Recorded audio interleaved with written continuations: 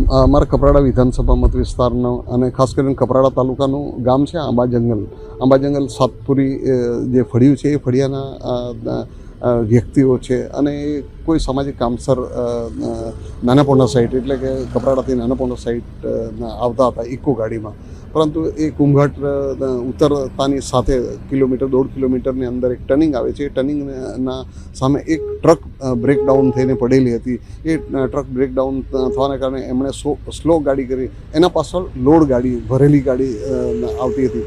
એ ગાડીએ એ ઇકોને ટક્કર મારી અને ઇકો સીધી બ્રેકડાઉન ગાડીમાં અથડાઈ અને એના ઉપરથી ટ્રક ચડી જવાના કારણે એ ઇકો ગાડીની અંદર 7 જેટલા સવાર હતા, એમાં 5 સ્થળ પર ડેથ થયા છે અને 2 સારવાર દરમિયાન એમનું પણ ડેથ થયું છે.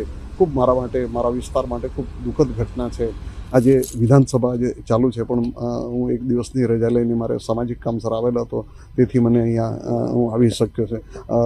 વિધાનસભાની અંદર 116ની નોટિસ આપીને એમના પરિવારજનોને કંઈક મળે એવી સહાય મળે એવી હું ચોક્કસ રજૂઆત કરીશ. આજરોજ કુંભઘાટ ખાતે ઇકો તથા ટ્રક વચ્ચે જે અકસ્માત થયો હતો, જેમાં સ્થળ પર 5 વ્યક્તિનું મોત થયું હતું અને 2 વ્યક્તિ જે છે તે દવાખાને લાવતા એમનું પણ ત્યાં મોત થયું છે. એટલે ટોટલ 7 વ્યક્તિઓનું એક્સિડન્ટમાં મરણ થયું છે.